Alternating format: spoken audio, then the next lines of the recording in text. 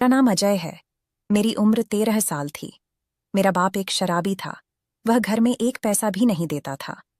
मेरी माँ दूसरों के घर में काम करती थी और उन पैसों से मुझे पढ़ा रही थी।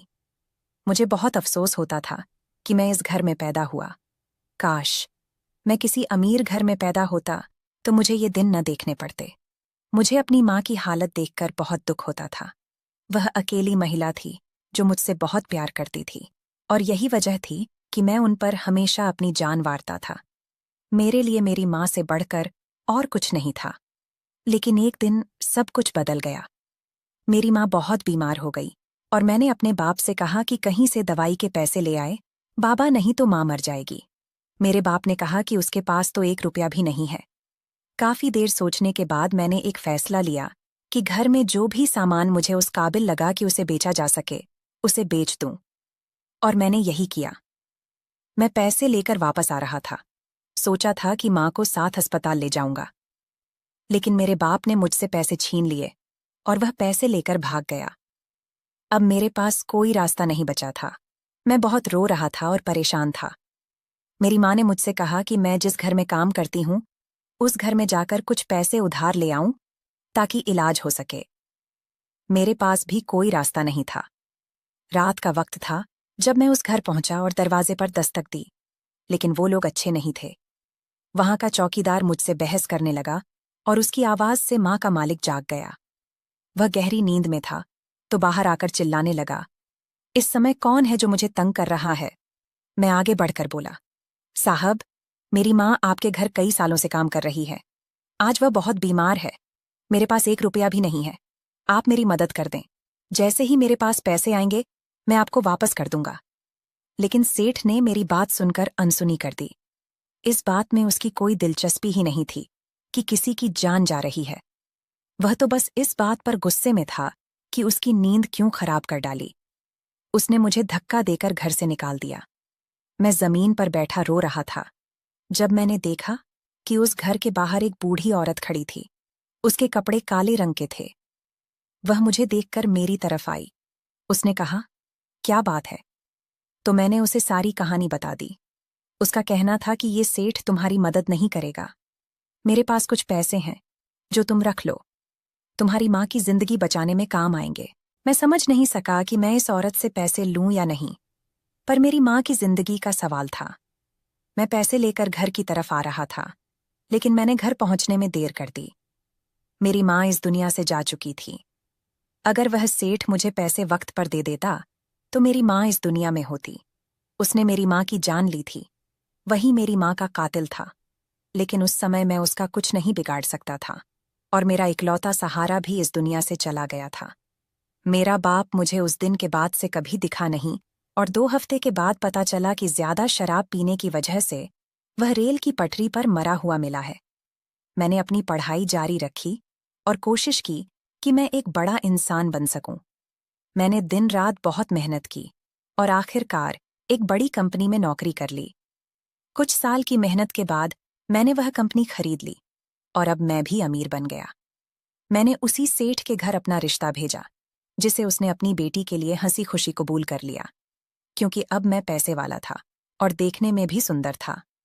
उसकी बेटी का नाम प्रिया था। वह भी देखने में काफी खूबसूरत थी। हमारी शादी 4 महीने के अंदर हो गई। प्रिया दुल्हन बनी मेरे कमरे में बैठी थी। मैं कमरे में आया और उसका हाथ थामकर उसे कहा कि मेरे साथ चलो, मैं तुम्हें कुछ दिखाना चाहता हूं। वह बड़ी खुशी के साथ मेरे साथ चल पड़ी। उसे लगा कि मैं कोई तोहफा देने वाला हूं, पर मैं उसे अपने घर के तहखाने में ले आया और उसे वहां छोड़ दिया। मैं वहां से जाने लगा तो वह बोली, तुम मुझे यहां छोड़कर जा रहे हो? तो मैंने कहा, आज से तुम यहीं पर रहोगी। वह हैरान और परेशान रह गई। उसने पूछा, आखिर मेरा क्या कसूर किया है? तो मैंने इतना कहा, तुम्हारा कसूर ये है कि तुम एक घमंडी और बेरहम बाप की बेटी हो। 2 घंटे बाद मैंने अपने ससुर को फोन किया और कहा कि आपकी बेटी तो शादी की पहली रात ही भाग गई है। उसके बाप के कदमों तले जमीन खिसक गई। वह भागा भागा मेरे घर आया। वह शर्मिंदा हुआ और कहने लगा, ऐसा नहीं हो सकता, ऐसी तो कोई बात भी नहीं थी। मैं गुस्से से चिल्लाया, ससुर जी, क्या मैं झूठ बोल रहा हूं? मेरे लिए लड़कियों की कमी नहीं थी। मेरे लिए 1000 रिश्ते थे, लेकिन मैंने आपकी बेटी को अहमियत दी और उसने आपके और मेरे मुंह पर कालिख मलकर अपने किसी आशिक के साथ भाग गई है। यह सुनकर मेरे ससुर की जिंदगी भर की इज्जत खराब हो गई। मैंने अपने ससुर को बहुत शर्मिंदा किया। यही उसके लिए सबसे बड़ा सदमा था और मेरा उससे बदला था। उसका सारा रुतबा और दबदबा सब मिट्टी में मिल गया। वह जो बड़ा ही खतरनाक आदमी था, आज फूट फूट कर रोने लगा। यह सब देखकर आज मेरे दिल को बहुत सुकून मिला। वह अपने घर चला गया और बहुत ज्यादा बीमार रहने लगा। उसने अपनी बेटी की गलती का बहुत सदमा लिया और सदमे में आकर अपनी तबीयत खराब कर ली। मैं अपने मकसद में कामयाब हो चुका था। फिर मैंने अपने घर में कुछ बहुत अजीब देखा। मैंने उस लड़की को अब ऐसे ही रखना था जब तक कि उसका बाप सदमे और बीमारी से मर न जाता। उसके बाद मैंने उस लड़की का क्या करना था, वह मैंने अभी नहीं सोचा था। एक दिन जब मैं उसे खाना देने गया तो मैंने देखा कि उसके पैरों पर ताज़ा मिट्टी लगी हुई थी, जैसे वह बाहर से आई हो। तहखाने में मिट्टी का कोई नामो निशान नहीं था और यहां से निकलने का कोई रास्ता भी नहीं था। मैं हैरान रह गया, पर मैंने उससे पूछा नहीं। वह तो तहखाने में कैद थी, लेकिन फिर भी उसके चेहरे पर बहुत सुकून था। न जाने वह क्या सोच रही थी। मैं उसे खाना देता तो वह खा लेती और मुझसे कोई सवाल भी नहीं करती थी, लेकिन हर रोज ही उसके पैरों पर मुझे मिट्टी नजर आती थी और उसका फिर मामूली अंदाज मुझे उलझा देता था। मैंने उस पर नजर रखने के लिए एक पहरेदार रख लिया ताकि वह उस पर नजर रख सके। मैंने एक 16 साल के लड़के को इस काम के लिए चुना जो गरीब था और इस तरह का काम करना उसकी मजबूरी थी। मैंने उसे कहा कि वह तहखाने के अंदर नहीं जाएगा, सिर्फ दरवाजे पर ही बैठेगा और लड़की पर नजर रखेगा। उसने कहा कि वह ऐसा ही करेगा। अगले दिन फिर उस लड़की के पैरों पर मिट्टी लगी हुई थी और वह नजरें भी चुरा रही थी, जैसे मुझसे कुछ छुपा रही हो। मैंने उस लड़के से कहा कि तुमने नजर रखी थी कि यह कहीं जाती तो नहीं? तो उसने कहा कि मैं तो पूरी रात नहीं सोया हूं मालिक, मैं तो इसको ही देखता रहा, ये तो अपनी जगह से कहीं नहीं गई है। उसकी बात सुनकर मैं गुस्से से बोला, क्या वह कोई चुड़ैल है या जिन्न है जो खुद ही कमरे से बाहर निकल जाती है? तुमने ठीक से काम नहीं किया होगा, ये सब तुम्हारी गलती से हुआ है। मैंने उस लड़के को नौकरी से निकाल दिया। एक दिन मैं अपनी पत्नी को खाना देना भूल गया और सोचा कि आज भूखी ही रहे तो अच्छा है। पूरा दिन इसी तरह गुजर गया और अगले दिन की रात आ गई। मुझे उसे खाना तो खिलाना ही था। अगर वह मर जाती तो मेरे जिम्मे ही उसकी मौत होती। खाना लेकर तहखाने की तरफ गया और जैसे ही मैंने तहखाने में कदम रखा, मेरी तो जैसे जान ही निकल गई। उस तहखाने में मुझे एक साया नजर आया, जैसे वहां कोई था जिससे मेरी पत्नी बातें कर रही थी और हंस रही थी। मुझे देखते ही वह शख्स वहां से भाग गया और मेरी पत्नी भी कुछ परेशान नजर आने लगी। मैं उसकी तरफ बढ़ा और कहा, कौन था यहां पर? किससे बात कर रही थी तुम? बताओ मुझे, कहां से तुमने उस शख्स को अंदर आने का रास्ता दिया है? कैसे तुम यहां से बाहर जाती हो? बोलो, सब कुछ बताओ मुझे। झूठ मत बोलना, मैं सब जानना चाहता हूं। मेरा इतना कहना था कि वह अचानक हंसने लगी। हालांकि मैं बहुत गुस्से में था, पर मेरी पत्नी अचानक हंसने लगी। मैं हैरान हो गया कि आखिर यह लड़की क्या है, क्या चाहती है और ऐसे मौके पर क्यों हंस रही है। वह मुझे देखते हुए बोली, मैं तुम्हें सब सच तभी बताऊंगी जब तुम मुझे इस तहखाने से निकालोगे और मेरे बाप से भी यह बात कहोगे कि मैं भागी नहीं हूं, बल्कि तुमने मुझे यहां पर कैद कर दिया था। उसकी बात सुनकर मैं हैरान रह गया और कहने लगा, अच्छा, तो तुम अपने बाप की जिंदगी बचाना चाहती हो, पर मैं तो तुम्हें यहां से तब तक नहीं निकालूंगा जब तक तुम्हारा बाप मर नहीं जाता। तुम यहां से बाहर जाओ या किसी और को यहां बुलाओ, मुझे कोई फर्क नहीं पड़ता। पर दरअसल मुझे फर्क पड़ता था, क्योंकि मैं नहीं चाहता था कि मेरी पत्नी किसी और के साथ हो। वह जैसी भी थी, वह मेरी पत्नी थी और मेरे दिमाग में यही था कि उसके बाप के मर जाने के बाद मैं उसे यहां से निकालूंगा और अपने साथ ही रखूंगा। मेरा उस लड़की पर और कोई जुल्म करने का इरादा नहीं था। मेरी दुश्मनी उसके बाप के साथ है, उसके साथ नहीं। लेकिन यह कोई आम लड़की नहीं थी। ये पहले दिन से ही न तो डर रही थी और न ही परेशान होती थी। मुझे तो समझ नहीं आ रहा था कि आखिर यह चाहती क्या है और वह शख्स कौन था जो मुझे देखते ही गायब हो गया था। और गायब हुआ भी तो कहाँ गायब हुआ, ये कैसे मुमकिन हो सकता था? मैंने ये घर खुद खरीदा था और ये देखकर ही खरीदा था कि इसमें एक तहखाना भी था। ये घर पुराने जमाने का जरूर था, लेकिन बहुत अच्छी हालत में था और तहखाने में कोई मिट्टी नहीं थी, जबकि इस लड़की के कदमों पर रोज मिट्टी लगी होती थी। मैं अपने कमरे में आ गया और मुझे कॉल आई कि मेरे ससुर की हालत बहुत खराब हो गई है, वह अस्पताल में है। मेरे दिल को तो जैसे सुकून मिल गया। मैं अस्पताल गया तो मेरे ससुर आईसीयू में थे और डॉक्टर का कहना था कि उनके पास वक्त कम है। मैं उनके पास जाकर बैठ गया और उन्होंने मेरा हाथ थामकर मुझे कुछ बताने लगे। उन्होंने मुझे एक ऐसी बात बताई कि मेरे कदमों तले से जमीन ही खिसक गई। उन्होंने मुझे कहानी सुनाई। उन्होंने कहा कि मेरी पत्नी को शादी के 8-10 साल बाद भी औलाद नहीं हो रही थी। इसी वजह से वह बहुत परेशान रहती थी और रोती रहती थी। मेरे पास बहुत दौलत थी, लेकिन मैं दौलत से भी अपनी पत्नी के आंसू नहीं पोंछ पा रहा था। हम पर हमारे खानदान का बहुत दबाव था। मेरी माँ मेरी दूसरी शादी करवाना चाहती थी, लेकिन अपनी पत्नी से मैं बहुत मोहब्बत करता था। एक दिन मैं ऑफिस से घर आया तो मैं यह देखकर हैरान रह गया कि मेरी पत्नी की गोद में एक प्यारी सी बच्ची थी। मैंने तुरंत पूछा, ये कहाँ से आई है?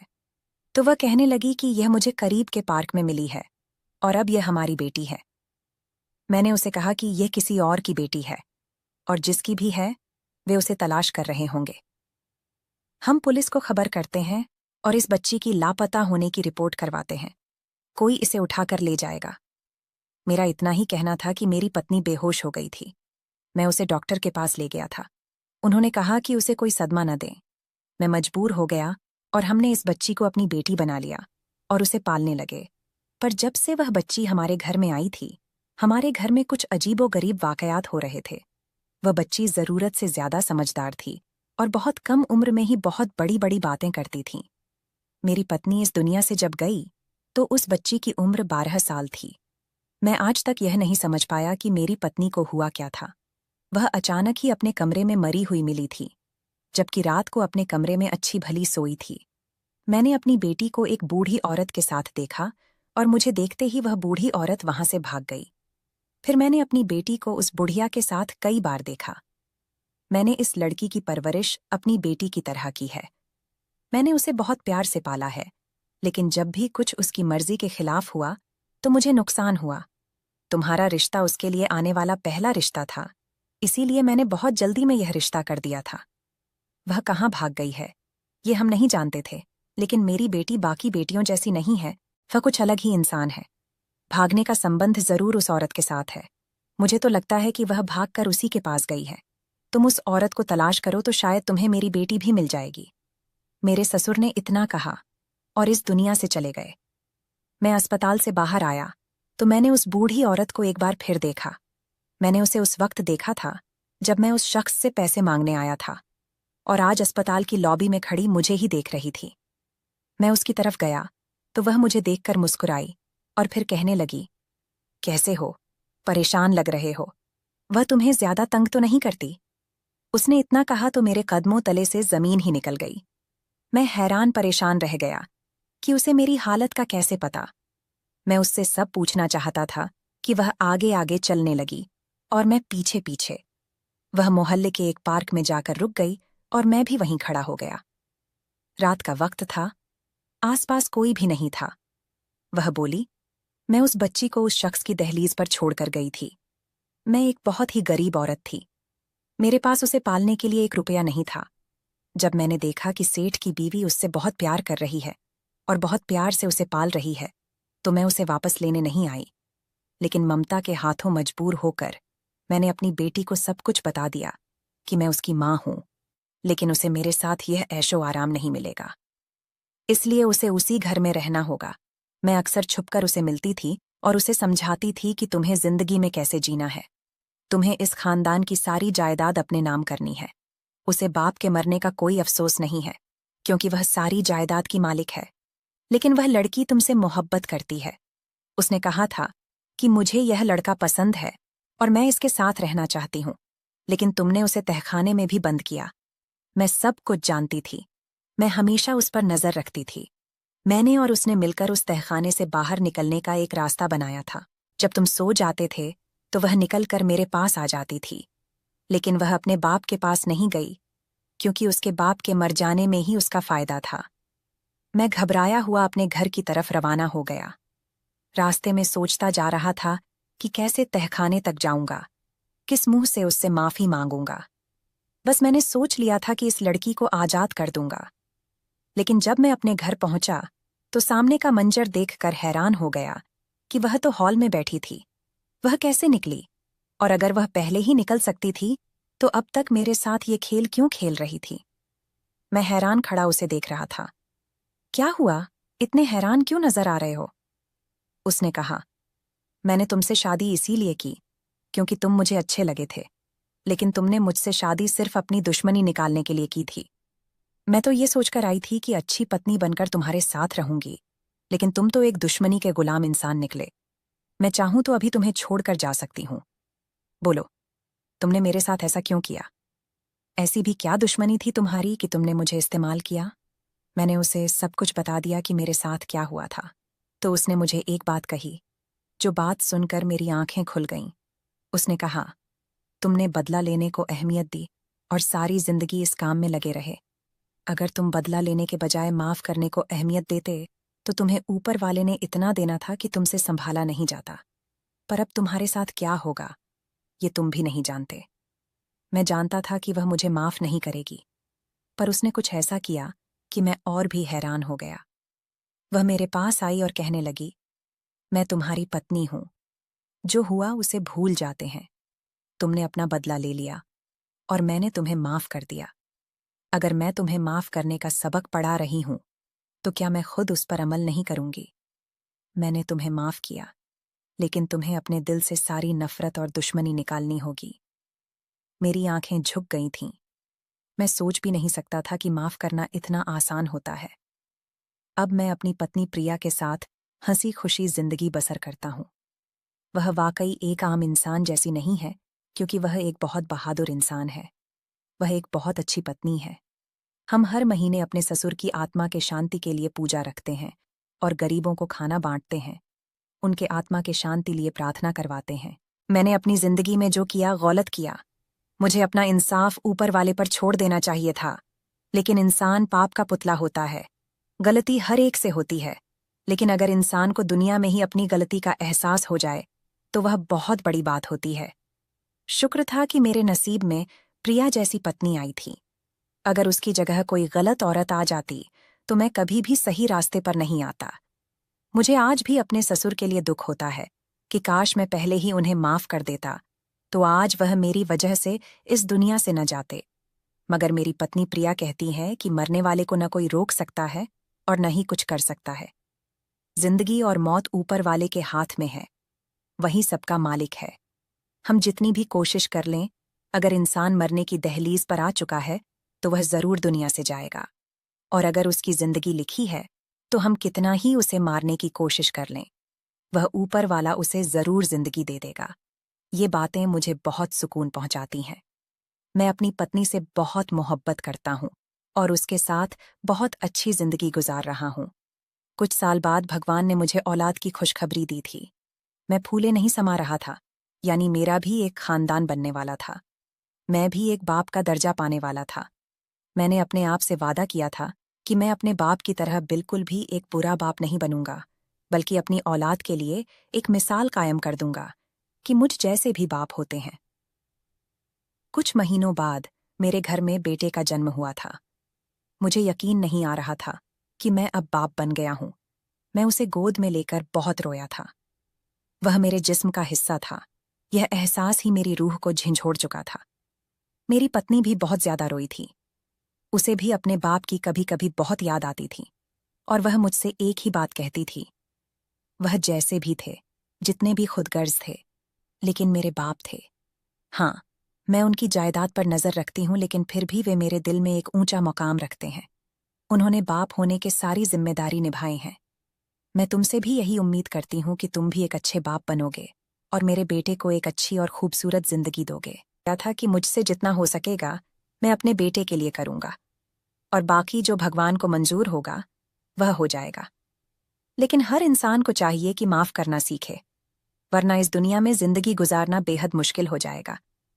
जो भी शख्स माफ करना सीख जाता है उसकी जिंदगी आसान हो जाती है और वह खुशियों भरी जिंदगी गुजारता है।